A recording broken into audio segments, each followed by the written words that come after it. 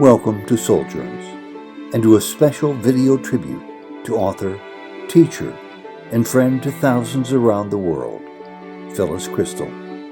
Beloved by her family, Phyllis was also revered by many who never met her, those to whom she was a spiritual mentor, and Phyllis's spiritual teacher, Sai Baba.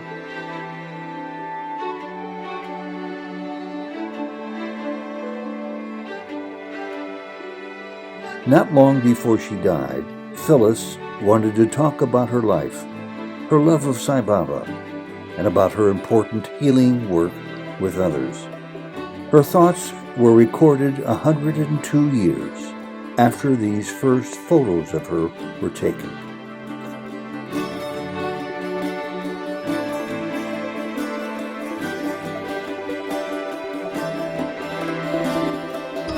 He came, I watched, and then passed me on the women's side. And I thought, oh, but he's not my master.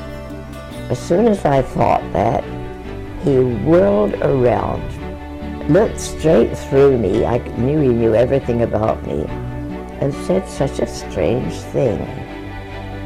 So, you have come. I thought, well, yes, it's obvious I've come. At last. Souljourns' last of many interviews with Phyllis Krystal, recorded in her home in Surrey, England. Following highlights of other interviews over the decades recorded by us and others, we'll replay this video, Phyllis's 102nd birthday interview, in its entirety.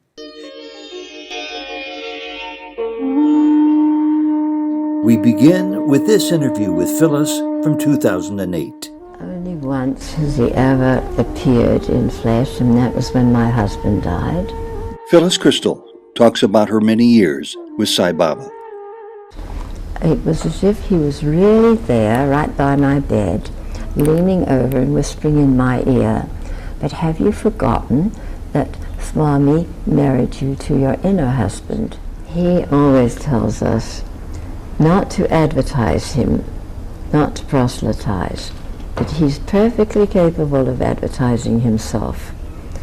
So he really requires us to stay as silent as possible, and he says his life is his message, but so must our lives. I understand you live mostly on your own, and travel, and you cook for yourself, and you continue to teach actively.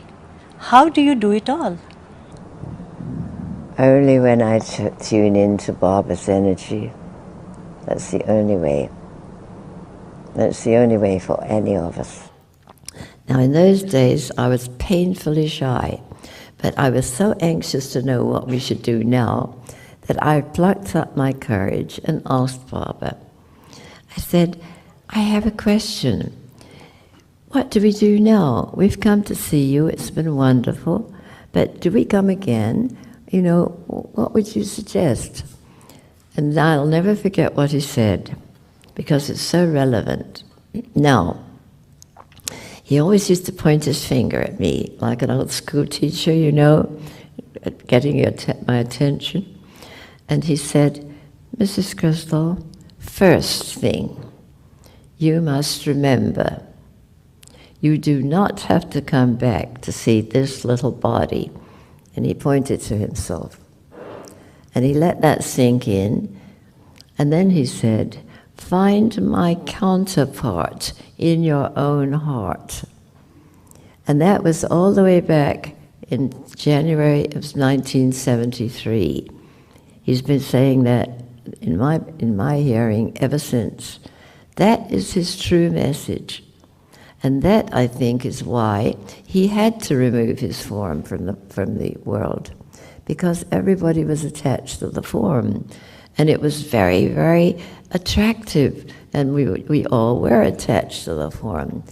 I was an exception, oddly enough, because I had been introduced to this work, which I now see he was teaching me, although I didn't even know he existed, because the work that I was doing was coming from what I called the high C, for higher consciousness, because we have a conscious mind, a subconscious mind, and a superconscious mind. And the superconscious is the real self. The subconscious is the memory bank. So I was used to that. So when he said, you must find my counterpart in your own heart, I knew exactly what he meant. So I was really very, very, very blessed not to get attached to his form. So I was not devastated when he died. And I would love to share the fact and encourage all of you, don't mourn him forever. He doesn't want us to mourn his going, because he's much more available now than he ever was when he was there at the ashram in a body. Now, I am really quite surprised that I'm actually 99 and on the way to be 100. But I suppose, as long as Baba wants to use me as his instrument, it's okay with me. No, I really didn't think about how long I was going to live. It was a little frightening that my mother lived to be 107. Have you learned all the spiritual lessons now? I'm quite sure I haven't. He says that this is a wonderful time to be born and to live, and that he will help us to work out our past karma, and he won't push us beyond our endurance. Sometimes I say to him, you're almost there. You've almost pushed me beyond my endurance. Just back off a little bit. And I'd been taught from infancy that I was, not very competent. And so I didn't have any ego. In fact, it was the reverse. I was without any belief in my own ability. So I knew that if I was going to do something, he had to tell me what to do. You're going to Puttaparthi, to the home of Sri Satya Sai Baba. Again, you're planning for your next trip. I don't have any idea how many trips you have made. Well, I never counted. I never counted how many trips we made. I never thought to count how many interviews we had, or anything. I mean, that's not the point. It's what he's teaching. That's all that matters. And so then, as usual, because I was in the back, with not saying a word and hiding, Mrs. Krystal, say I'm God. And I said, oh, Baba, I can't. Mrs. Krystal, say I'm God. So finally, just to stop it all and get it over with, I said, I'm God. Louder, Mrs. Krystal. So I said it a little louder. Louder, Mrs. Krystal, till I was absolutely shouting it. And that's how he deals with each one of us. A video interview that is sheer delight and of profound importance. Holy Man Sri Satya Sai Baba's longtime devotee, Phyllis Krystal, at 99 years old, a font of wisdom, love, and equanimity. Among all of Souljourn's interviews with this globally known author and educator, this one is perhaps her most important. Finally, she says Baba is allowing her to talk about her love for Sai Baba at the very same time that she talks about her decades-long work of helping others.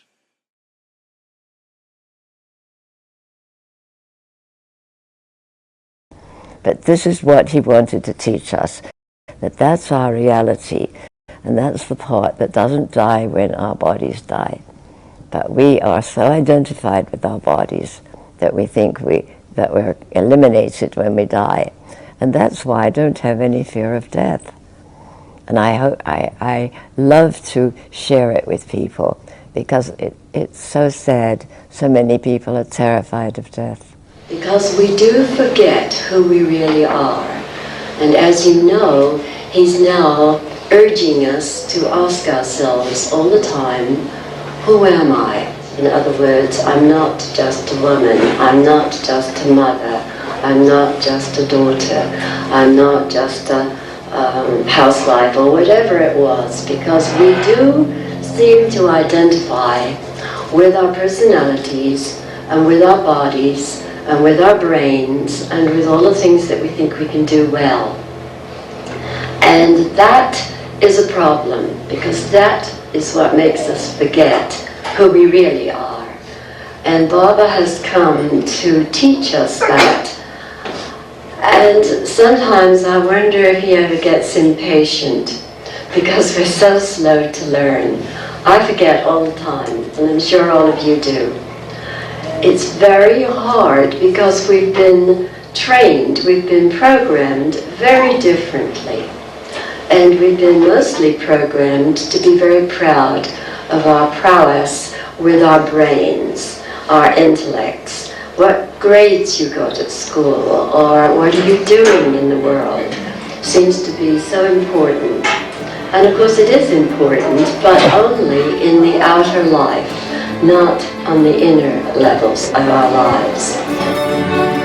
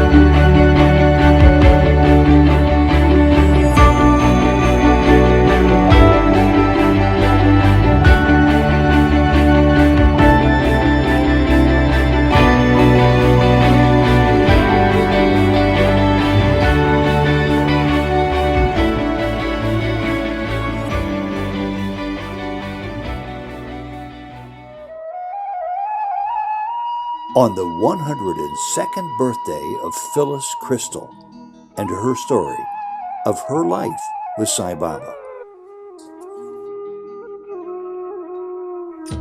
So he came, I watched, and then passed me on the women's side. And I thought, oh, but then he's not my master. As soon as I thought that, he whirled around, looked straight through me. I knew he knew everything about me, and said such a strange thing. So, you have come.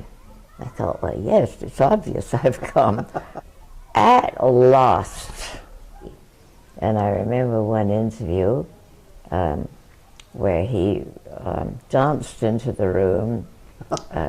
Baba danced into the room? Yes, just wafted in. He looked around and smiled at all of us and said, "You don't know who you are. None of you knows who you are." I was in the back of the room. I was always hiding in the back because I was extremely shy. And Mrs. Krystal, say I am God.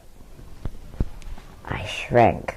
It was sacrilege, absolutely. And I couldn't do it.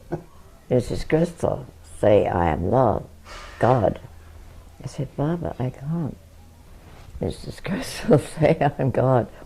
Finally, I thought, oh, I've got to get out of this. So just to get it over with, I said, I'm God. No. That was not enough for him. Louder. Finally, I was shrieking it just to get it over with. So this is his message. What I like to help people do is to reprogram some of the old, still painful memories and cut the ties to them. That he wanted the method that Virginia and I had brought forth to reach as many people in the world as possible. But he also stressed strongly that I must work with youth, that they are the ones who would take the world to the new age. That's all I'm interested in, is being his instrument. She lives these days in Surrey, south of London, at 102 Phyllis Krystal, mystic, author, teacher, and since 1972, follower of Sri Satya Sai Baba. And she's still publishing and working with people individually, in person, by phone, and by Skype. Welcome to Soul Journs. This interview was recorded in Phyllis Krystal's home in Guildford, England, several days before her birthday on May 11th, 2016. Phyllis, happy 102nd birthday. Oh, you're welcome. You've got the love of the world focused in your direction, people who don't even know you except by name and reputation love you, and they're wishing you a happy 102nd birthday. And I am too. I'd like to thank everybody for so much love. It overwhelms me. I wonder what on earth I've done to deserve that. You've been a good girl. You were interested in sharing with Jody and me when you called us about a month ago, maybe 2 months ago, with some good news. You said you had emerged from the dark night of the soul. And I was shocked that at your age, that was a sensation that could still be felt. I thought you were already so far advanced that you would never go through that. No. Do you mind talking about that? No. It's what my new book is about. I think I've called it The Flight of the Phoenix to... and it's coming out on your birthday, real soon. Hopefully.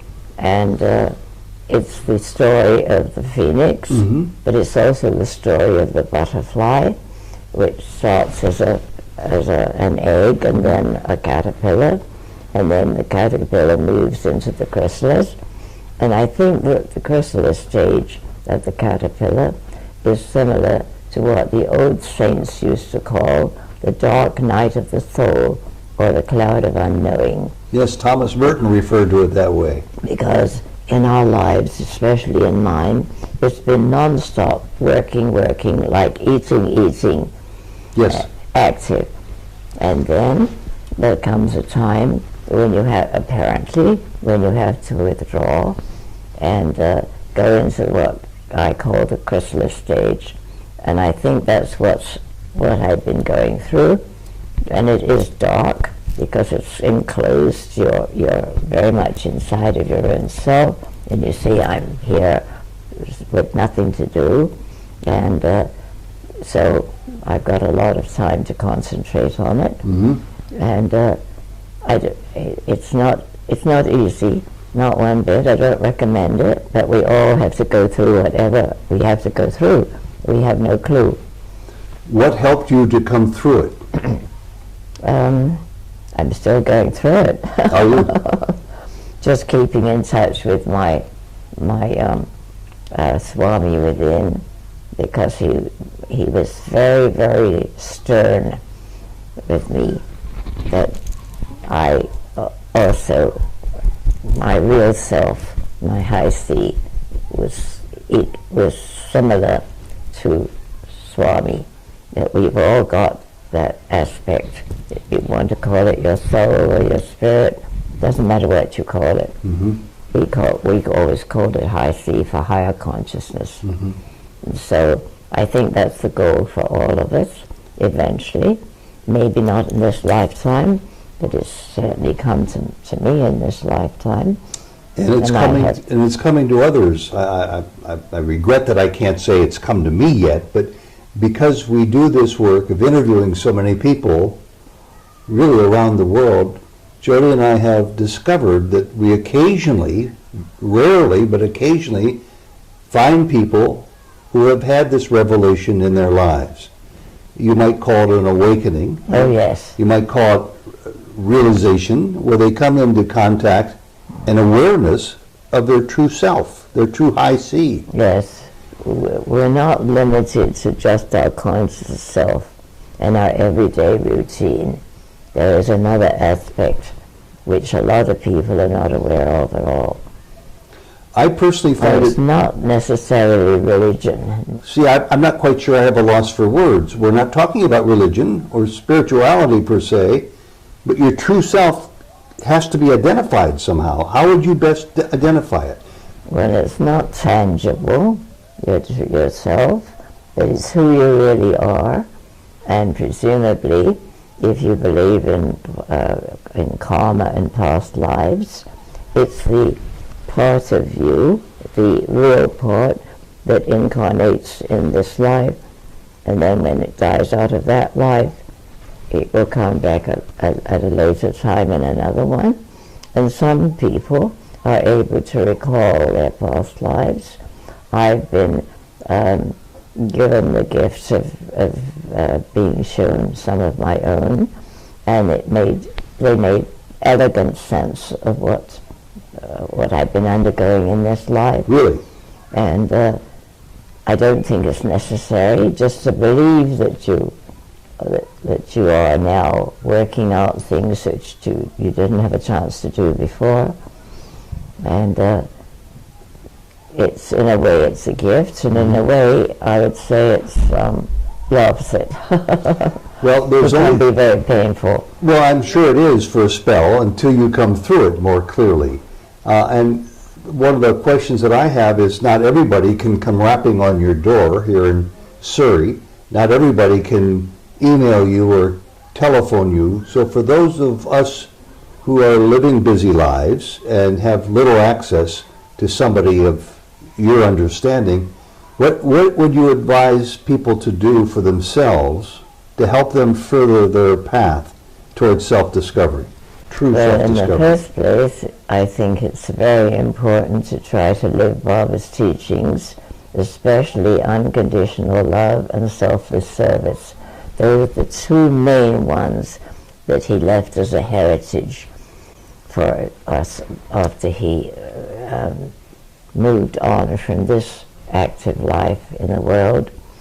And if we could just follow those two, it can help us along our own path. And I imagine a big part of what you just said is not only unconditional love of your neighbor, but self-unconditional love as well. Absolutely. That was the hardest one for me. And I remember one interview where he danced into the room Baba danced into the room? Yes, just wafted in. He looked, sometimes he looked like he didn't have his feet on the ground.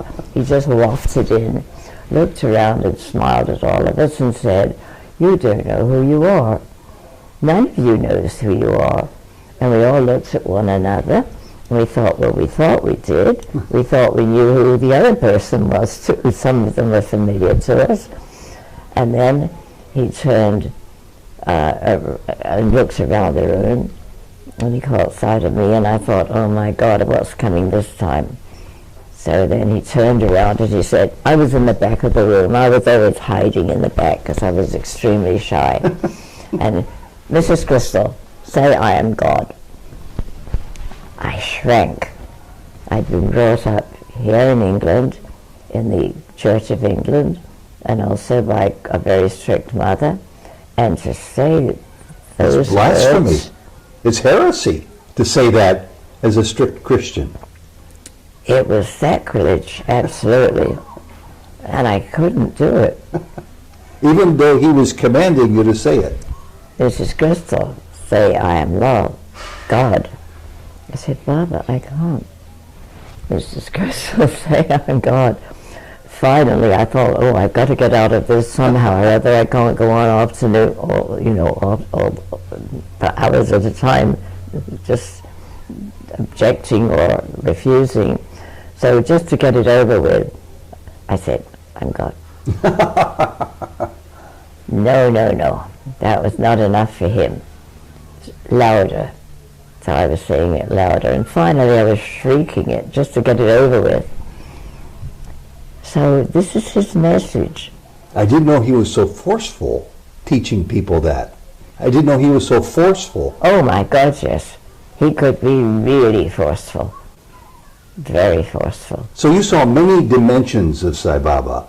The loving father-mother figure, yes, and the stern teacher, yes. and the light-hearted Baba dancing into the room. Yes, and the teasing, loving, person-to-person experience.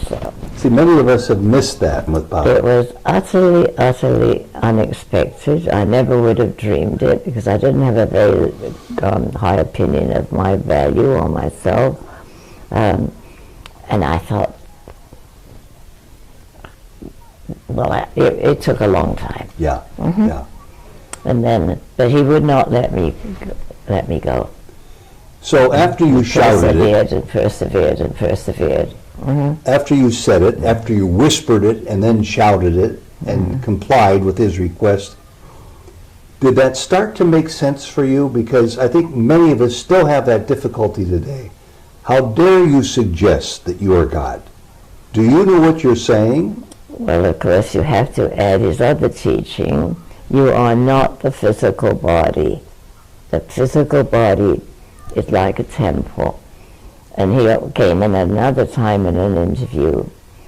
You are all walking temples. And I thought that was a beautiful way of expressing it. Walking temples. Walking temples. In other words, the body is the temple, and you are, with the help of the body, moving through life as the inhabitant of that temple. So that's your reality. That's who we really are. So the temple is just the construct that holds the real Phyllis Krystal. But what is the real Phyllis Krystal? What is your Atma self? What is your higher sea? You've used certain words to describe it, but many of us still don't understand as clearly as we need to. No, because we've been brought up in the world with the world philosophy or lack of it, or teaching. A worldly philosophy, yes. Yes, but we must take care of the body, and yes, we do have to take care of the body.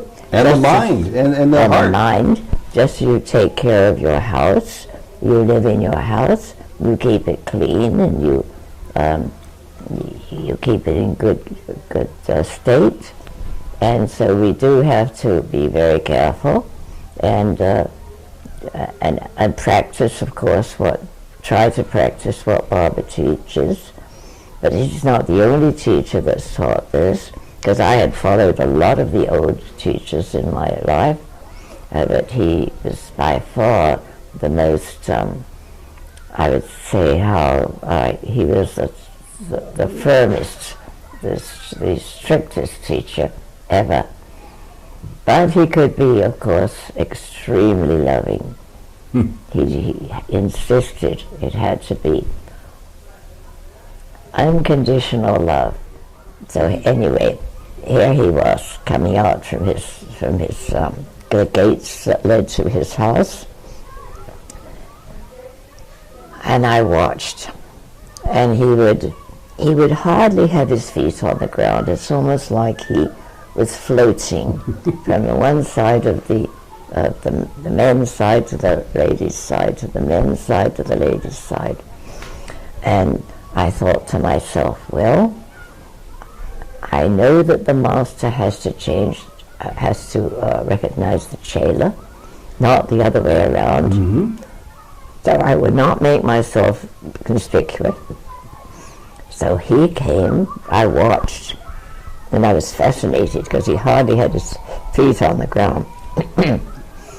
He went to the men's side, came back to the women's side, the men's side, and then passed me on the women's side. Passed you? Yes. Didn't look at you? No. And I thought, oh, well then he's not my master. As soon as I thought that, he whirled around physically, his whole body, faced me, looked straight through me. I knew he knew everything about me, and said such a strange thing. So, then a long pause when he was just piercing me with his eyes. You have come. I thought, well, yes, it's obvious I've come. But that was my busy monkey mind.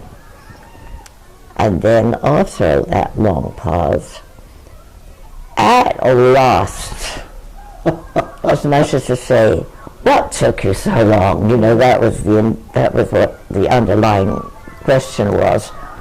Why did you take so long, in other words? And I thought to myself, well, we came as soon as we heard about you. I only had a book fall on me about you in a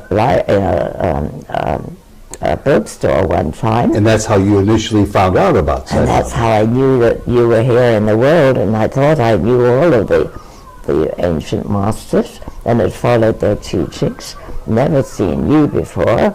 How could I possibly have come here? I really begged my husband that the next time we went to India, we would come and see you.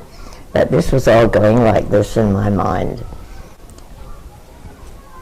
So he left me with all those questions, and then said, come for an interview tomorrow morning at 9 o'clock. And bring the band. And I looked around at all the ladies around it. I thought, where on earth could I get a band? People who play music, you know, that A musical band? That's what I thought. What did he mean? And then the ladies around me, they're all giggling because they could see my dilemma. And they said, husband. Or he said husband, that's right. And so he started with joking because I was always so terribly serious. And he wouldn't let us be dead serious. We had to take life lightly. So that's how the first thing happened. Good. Do you remember what year this may have been? I never remember dates. In the 70s, 60s? Probably around 72, I suppose. Okay. I'm guessing. Yeah, so these were back in the days when only a handful of people would Yes. show up to see Sai Baba in India. Yes, and of Westerners, they were mostly young people. And Sydney must have loved you so much that even though he didn't think he was going to see Sai Baba, he wanted to take you to see Sai Baba. Yes, and I think he, according to who he was and the way he reacted, he wanted to have this experience. And why do you suppose it was that mostly Westerners were there and not fellow Indians, either from Andhra Pradesh or Delhi or Bangalore or Hyderabad? Why do you suppose mostly Westerns came to him back in those days? Oh, it wasn't mostly Westerners. Oh, I thought you said mostly Westerners were there. No, it was very, very few Westerners. Just a few young people. I see. I misunderstood you. There were one or two that went earlier. I think Elsie Cohen went earlier, in maybe 68 or something, I'm guessing again. But very few people. We were some of the first ones. Did the people who were not Westerners think it was unusual that you would come? That people? Oh no, they were used to me. They were, okay. Yes. Yeah. They knew I wasn't the traditional woman. I'm going to ask you to put your thinking cap on for one more Baba story because they're so wonderful. I know the story of when you, if I understand it correctly, because Jody and I had the great pleasure to visit you in Munich, in München, and we were there, and you were happy, and you had lived in Ojai, California before that. You grew up here in Surrey, in England, and Baba invited you to come to talk, but instead of giving a talk, if I have the story correct, you went up to him and he said, move to Switzerland. And it was a real puzzle to you because you didn't know why Baba told you to move to Switzerland. Do I have that right? Yes, he... Did you ever figure out why? He made quite a point of it. Did you ever figure out why? No. No. Why do you suppose he wanted you to move to Switzerland? Well, I suppose he wanted to start the process of me being willing to do what he told me to get the method to as many people in the world as possible. Because that's what he was insisting on. That's why he wanted me to write the books.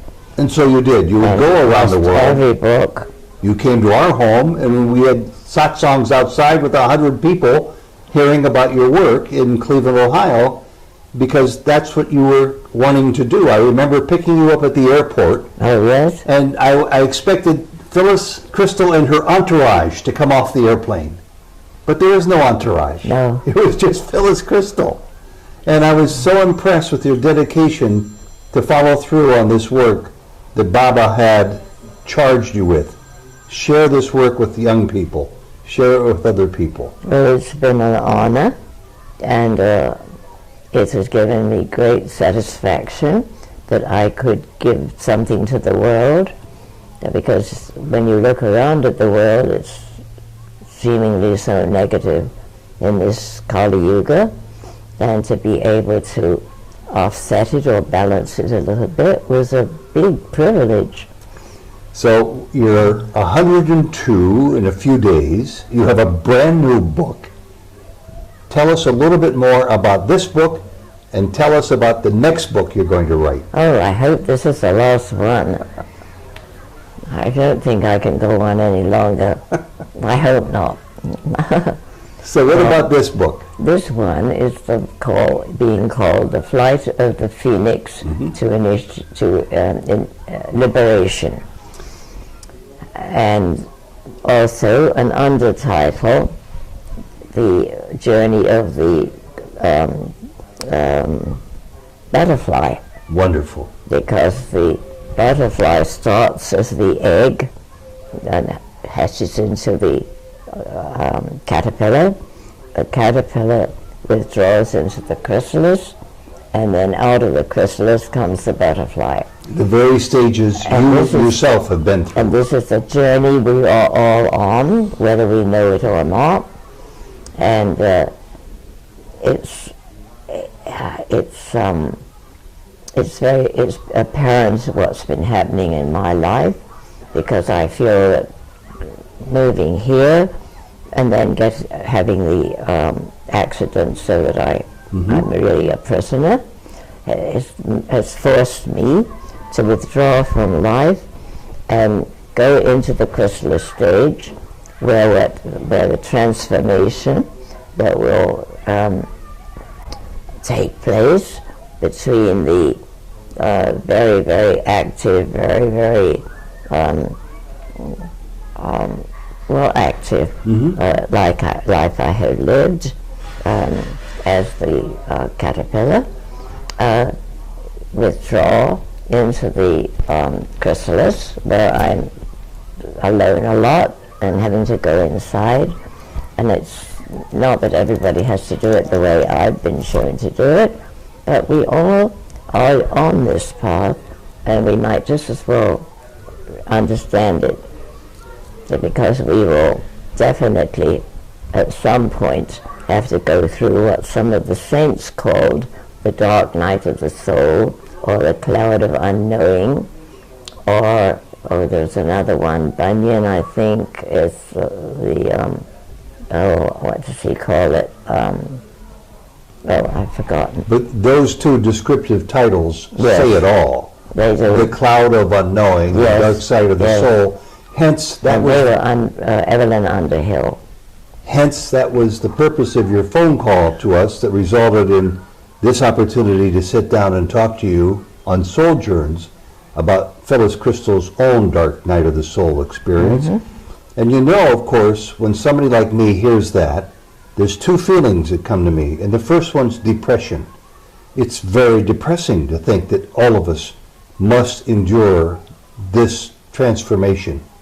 It's sad, it's painful, it's lonely, it's depressing, and I don't want to do it. However, what you're also saying is Ted has no choice. I don't especially want to do it either. None of us has a choice, is what you're saying. That we have no choice. And we might as well, if not welcome it with open arms, adjust our outlook to understand that we must go through this period.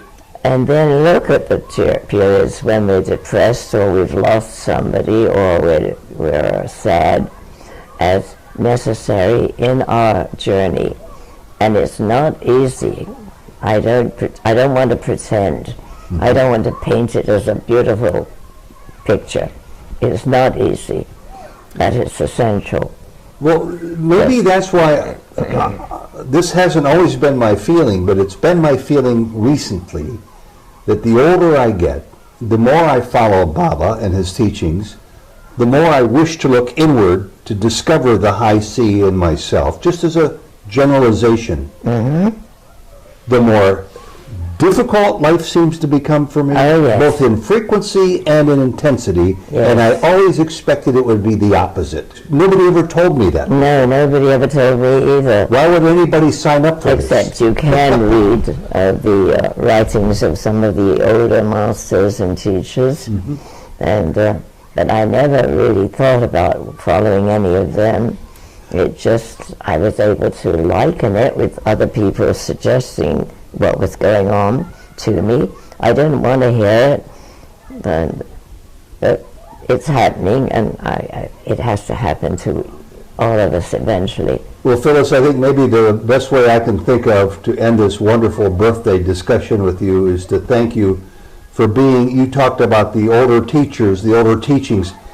You are giving us in person the older teaching from yourself, from your awareness of the pain that you've been put through. That is a boon. It's a great word that I hear lots of Indians use.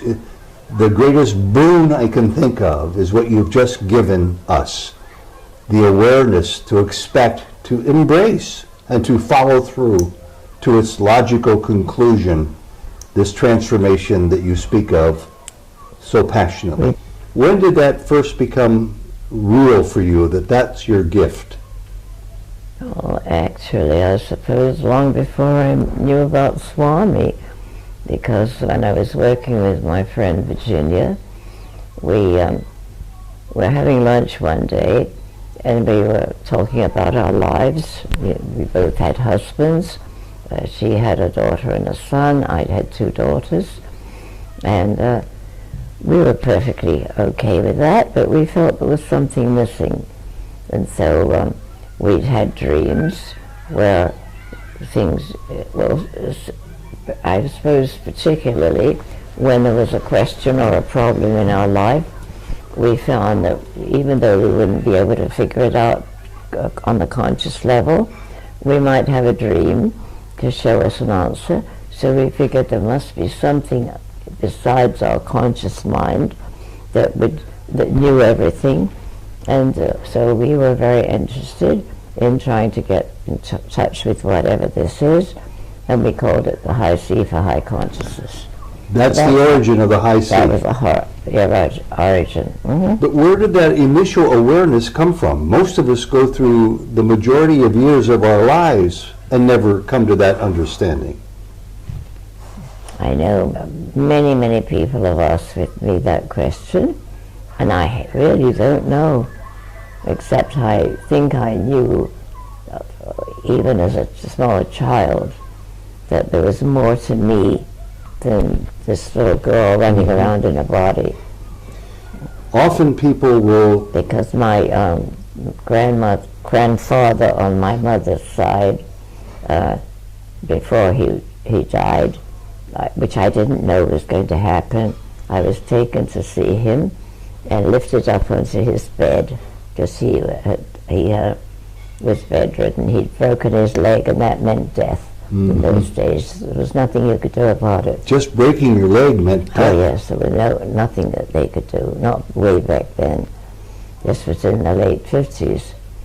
And so I didn't know he was going to die. I just knew that this was my grandfather, my mother's father, and he called me Phil. You know, they all called me Phil. And he said, you are, how did he put it now, let me remember, you carry the Fey quality for the family. And what he meant was that on his side it was Irish, and so I had the inheritance of the Fey quality that the Irish carry, which means the mystical, and they communicate with spirits. So they saw that in you. He saw that in me, and I thought he meant that I could see the fairy folk, which I could, but I thought everybody did, and found out later, of course, that that was not the case. So I think that probably I had this aspect of myself quite clear as a little girl, and it's just been active, I suppose, ever since. And I know you still have that gift, because you keep telling me to tell others that you're still doing your work and that you're able to help people, no matter what the age is, over the telephone or in person. Yes, well, I would say a general practice is to go back in memory with them to their childhood, because all of the problems, not all, but many of the problems that we have in adulthood stem from what went on while we were children. And the memory is still there in the subconscious level. And so I try to get them connected to the subconscious, or the what we call the high C, or higher consciousness, and resolve with the use of my methods, which involves some symbols, because the language of the subconscious mind is symbolic, it's pictorial. And so when we send a message via a symbol, it carries a certain importance for the person.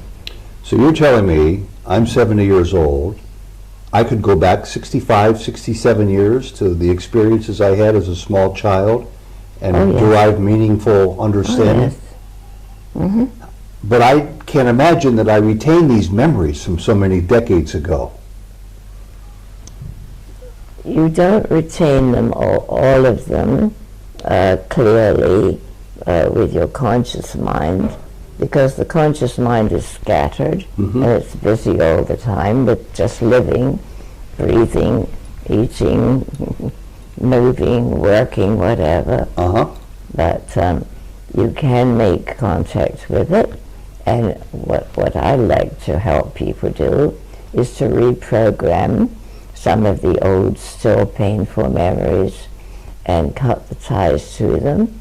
And there's a specific method, which is what I teach, of being able to go back and retrieve or reprogram certain aspects, particularly if like me and many others, you've been brought up to believe that you're not important, or that you're incapable, or you're stupid. So many people have tell me that they've been programmed that they're stupid, and it's one of the cruelest things you can do. Mm-hmm. I can well see how that's true. And you had this gift early on in your life, as you explained with your friend, to be able to dig deeply into your background, into your memory, and ferret out some of these issues perhaps that happened to you, and see that you weren't responsible for them. They're not an accurate characterization of who you are, and you grew in a positive way from that. And you were able to help yourself understand yourself better. Yes. Now, this all came before you knew of Sai Baba. Never heard of him. And I had really made an effort to search out the teachings of some of the holy men in the world, either dead or alive, but I had never heard of Sai Baba. When you did finally come to hear of Sai Baba, how did you treat this gift you already had of being able to help people? Was he able to either bless you, affirm for you, or help you advance your understanding of this work you were already involved with? He would always make sure that I knew that he knew. And one of his most common messages to me was, well, the first one was that he wanted the method that Virginia and I had brought forth to reach as many people in the world as possible. But he also stressed strongly that I must work with youth, that they are the ones who would take the world to the new age. And so I've been trying to do that ever since, because Baba stressed it over and over and over. They are the ones who will take us to the new age. You were talking to a gentleman before I turned the camera on, and you were talking about an encounter with Baba, and he mouthed the word youth to you over and over again. If I was if I was in Darshan, and he was wandering around, it didn't matter where he was. He didn't have to be close to me. He would catch my eye and then mouth it, work with youth, work with youth. Mrs. Krystal, work with youth. And then when he came closer to me, he would actually say it to me in a normal way. But he made a big point of it. He said, they're the only ones that can take the world to the new age. And after the age of, when adulthood, whenever they become adults, then they lose the openness or the ability to make these changes. But they need to get together. And then, of course, he told me many times that he wanted my work to reach as many people in the world as possible. And that's why I've been willing, even though I am infirmed in a lot of ways, I'm still willing to teach or talk or demonstrate his teachings. And you work with the youth even today, and my question to you is, I don't know of too many adults who are able to relate to the lives of the youth today. The young people I know relate only to their fellow young people. From where do you get this gift to connect with young people and to have an impact on their lives? Well, there is a young people's group that comes to see me about every 3 or 4 weeks. Really? And they are all young professionals, And so they also teach the work to other people, so it gradually gets to more and more people in the world, which is what he wants. So I think that's why the only reason I've been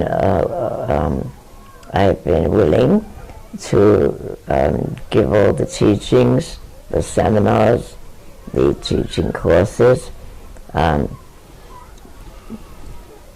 It's my, I suppose, my last activity, so that what I've been shown through Baba and through the work that I started all those years ago, those who feel drawn to this inner path will be shown a few of the steps. They're not exactly the same, but they're similar for different people. And if I can make it easier, or if my books can give them a little bit more of an insight, then I'm very grateful that I was given the opportunity to share it. Wonderful. From the bottom of my heart, thank thank you. Baba from the bottom of my heart for enabling me to be his instrument, because it's the only wish I have. And I hope that I don't have to give up that wish. I don't think so. Because he does say, give up your desires. Yeah, but there's a difference between a wish and a desire. And I was very aware of what that program meant, because he gave me a whole interview on the ceiling on desires. Did he? And what it meant, yes. And I wrote a book about it. Well, you know, we're addicted to our desires, and he says there's only one addiction he says is permissible, and that's the addiction to God. That's it. Yeah. Absolutely. And so if I can share it with, I don't ever want to push it. It's not my, I know that's not the right way. I can hand it to people, but it's up to people themselves to take it. And I am encouraged that a lot of the young people nowadays are really lost. And so I hope that I can reach more younger people, as he insisted that I do, so that they can carry this and carry the world to the new age, which is what he predicted. Well, you're doing this right now. May this video serve this purpose to be shared with many people. With your help, Ted, and your sojourns are so important. Well, you're awfully kind. I just want to conclude this saying from the bottom of my heart, my love for you and for Baba, and for Jody for bringing me to both of you. Thank you very much. I'm so sad that Jody's not here, but Jody, if you're listening, I want to give you a big hug and just tell you how much I love you and how sorry I am not to see you this time, but I hope next time you'll be able to come through. She'll be so happy, and I am. Thank you so much. Yes, I love you. Sai Ram, Sai Ram, Sai Ram. Sai Ram, Sai Ram.